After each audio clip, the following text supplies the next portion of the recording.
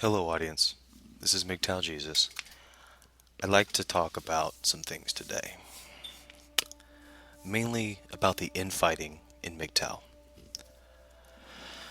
As of late, Messenger Rising and CS Mgtow had a little spat, and maybe it's old news for all I care. But the ultimate cause for a lot of the fighting that's happened in Mgtow has to do with the history of Mgtow up to this point. You may have heard the words Barbarossa, Stardust, Thinking Ape, all these guys. Mayor of Mgtown, Sandman, Red Pill Philosophy, and those who have already fallen, like Not Sure, Angry Mgtow, who then became Mgtow United, and out of frustration that we just didn't jump when he spoke, left. And then Dark Knight, who no longer believed in his own words.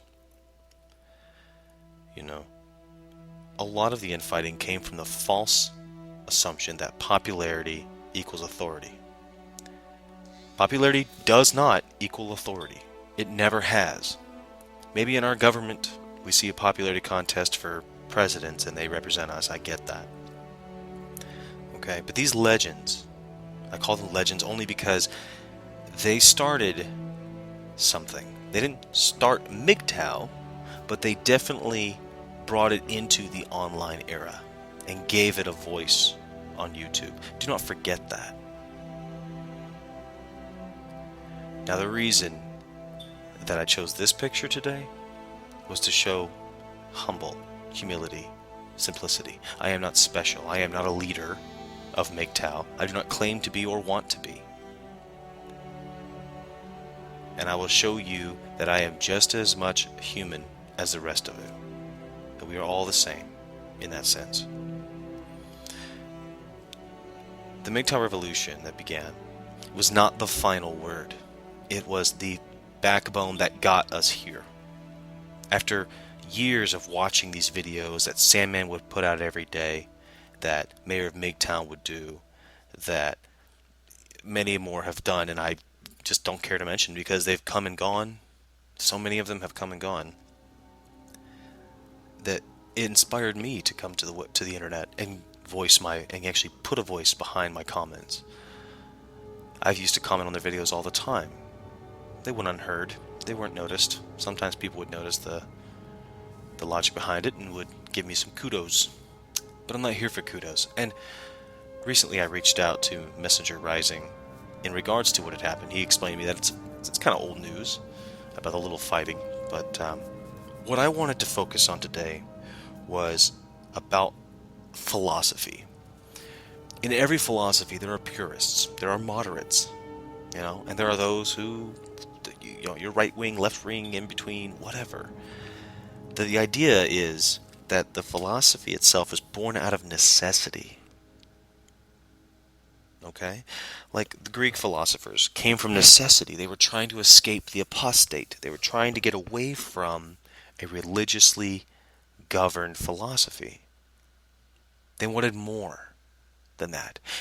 That's what we're doing too. We're looking for more than just one simple way of thinking, like feminism. We're looking for more than just one path. We want to find a new path, forge our own. Now, our philosophy is very similar to philosophies like Buddhist monks. That the real similarities come from those who would choose to be celibate or check out of society, step away from it to achieve some higher path, to achieve some self-inflection, some insight, some enlightenment. But Mgtow is a lifestyle that is yet unlived. Those who have come and gone that we would label as Mgtow say, well, that's what a Mgtow is, that's what a Mgtow should be, that's a person that, without the better word for it, was Mgtow. Like Tesla or Gandhi or something. But they never claimed they were. And to throw a label on someone because they just have similarities to what you believe, that's appropriation. There's no reason for that. You can be the next Nikola Tesla. You be the next Mgtow inspiration. I look at this, and what I'm seeing right now is that there was a gentleman who put out an older video, and he explained that he was like 55 years old, and he's lived the Mgtow life his entire life, you know. But before that, when he was young, yeah, he was a young man, and he had his fun, and he fell for the women, and learned his lesson. And now you have these younger men coming into Mgtow in their teens. I was impossibly horny as a teenager. There was no way I was gonna walk away. I would jump through hoops. I'd break my hand if I had to pull off some stunt to get a girl's attention. I didn't know any better. You know? There are astounding similarities. One thing I do want to talk about is that this isn't a movement or whatever. It's a revolution. Is that we are changing the way that we see things. We're changing the way that people hear from us now. But the thing about the Mgtow is that the very fallacy of Mgtow is that it's leaderless. Okay? But the strength is that it's leaderless. If we have a leader, we have a head of the snake that can be cut off. And I think that's where the frustration's coming from. Whenever people start getting a lot of subscribers and start having more influence, and then they may say something that another Mgtow just doesn't really agree with. But now that Mgtow's frustrated because he has basically already identified that person as the head of the snake, essentially, the self-proclaimed authoritarian figure. How dare he? He never said he was in charge of Mgtow. No one ever did. Not Messenger Rising, not CS Mgtow. The only ones that acted like that were Stardust and Barbarossa, saying this is what, because they were the ones that made the strong claim of, and I quote, this is what Mgtow is. Otherwise, you're not a Mgtow. Like, you can't be married and be Mgtow. Things like that. Absolutes. They were the ones brave enough to say something that stupid. And you know what? They got the flack they did. But now, whenever someone comes along and brings something controversial to the table, everyone labels them. Oh, you're just like Barbarossa. Oh, you're just like Stardust. Oh, you're trying to be the leader of Mgtow. You're the self-proclaimed voice of Mgtow. I mean, hell, the only person I know of that actually has a title in their name is Mayor of Mgtown, and no one gives him shit. The title of his channel is Mayor. That's the authoritarian governmental figure of Mgtown, right? But I tell you what, Mayor, I love you, bro. You're great. Because of what had happened with these goofballs and there being no leader, we all started throwing shit around. So what I want to propose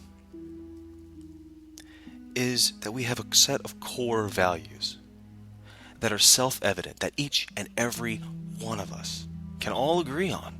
Simple things, simple self-evident truths in humanity, like the golden rule. Do unto others as you would have done unto yourself, right? No one likes to have everything taken from them. No one wants to be raped. You know? So, if you wouldn't want it done to yourself, don't do it to people. That's self-evident. Obviously, it's found in every religion, but it's not religiously inspired, it's just makes perfect sense. It's self-evident. And the thing about Mgtow is, once people come in with a religion behind their reasoning, that's when I start to worry. For example, on the Facebook group, Mgtow Facebook group, I stopped going to it because there was so much straight up woman bashing. And it's fine, some guys had to get it out of their system, or they make a joke, and if it's funny and good taste, fine. But when they're just straight up being like, a vagina is a filthy hole, like, dude, really? That's not cool. You know? What? Like, that it has no substance. And unfortunately, a lot of them were Muslim men. I don't know if they were sock puppet accounts, but they had some 400 plus friends, and they're all bashing on women. And I'm thinking to myself, a lot of these men are religious. They have it proclaimed in their own Facebook profiles that they're Muslim or whatever. And I'm not attacking Muslims right now. What I'm saying is, if you come to a secular philosophy as Mgtow with religious dogma, you're already screwing up. You know what I mean? You are already making the very fundamental issue that a lot of us have is the boogeyman. Feminism uses the patriarchy, a self-created boogeyman. They made their own poison and then provide the antidote. That's what religion does. It creates the poison. Then you feel that you are sick with the poison, so they provide you the antidote. Well, it's so good. It's so glad they had the answers.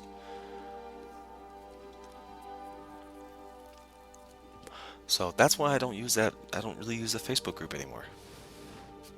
I got tired of blocking people's posts. Sounds terrible to say, but I just got tired of not looking at them. I was like, oh my god, here goes another one. Oh my god, there goes another one. Like, for my personal self, I made it to where I couldn't see them. I'm not in charge of the Facebook group. But,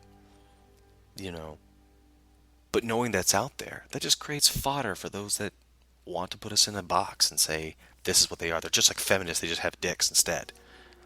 I'd like for us, I would hope, we as critical thinking men could be wise enough to have the foresight to avoid such silly faults like that.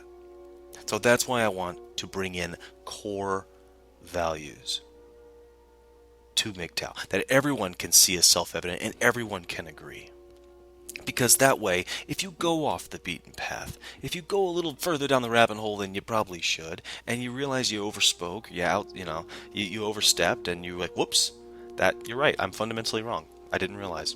Whatever the argument may be, you're able to retract and say, yep, okay, so that's wrong, and then you can come back to your core, where we're all at, where we can all agree. I suggest this because I'm tired of the infighting, of silly little gripes about, the way you handle yourself, your online persona and how you block people, and I know you're making sock puppet accounts, and I know this and I know that. You know what? You know what I know? I know that neither of you are helping Mgtow. You're not helping young men that are dealing with issues, that are dealing with identity crisis, when they realize that they're being treated like garbage, and the fact that they even have something to say about it makes them appear weak, pushes them into some category where they have to man up, i.e. shut up, and just take the abuse and be quiet. And where are you? You're wise enough now. You've experienced it. You see it. You talk about it. And you're more fixated on how holier thou art? I chose this picture because I wanted you to see that I'm not special. So I'll wash feet. You may think that I'm not trying to make myself into the leader. I'm not trying to become an influential voice. That just happens. Influence comes from those who merit it. Okay? It's like confidence. A lot of people think the definition of confidence, as it's written in the dictionary, is a person's how do I explain it? Your emotional assurance in the knowledge of the topic. You feel confident in what you know. You feel confident in your parenting skills, or you feel confident in your speaking skills. You know what I mean? That you think you know well enough that you feel confident about it. But confidence is actually, I would better define this for you, as the interpretation of the audience based on your verbal and nonverbal cues. How you speak, the pace you use, your tone, how you enunciate, how you carry yourself, the way you stand, the way you move, your body language, your posture, your volume. All of these things are what tell people, oh, he's confident. So those of you out there who have insecurities, who aren't sure what to do, who don't know. I don't know everything. I'm only 30 years old. I was married for 7 years. I have an 8-year-old daughter. I don't know anything. I don't know everything. But I do know what I find to be true in my life. What I find to be true in my life is I see a bunch of these kids out here, a bunch of these men, losing sight of what's super simple. So, I hope that now we can all walk a cleaner path together. Some of you are probably wondering, well, Mgtow Jesus, what are the core values? What do you think should be the core? What do you think that everyone can agree on? You have all the answers? No, I don't. But how about this for starters? How about this for starters? The laws of the land are stacked against us. Empirical evidence. Men are hurting and expected to suffer in silence. Society is raised on our backbone.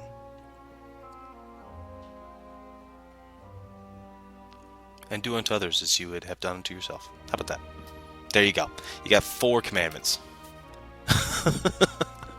You know? Just 4 evident truths based on history. It's right there in front of you. So, we as men can all agree that we got the bum rap.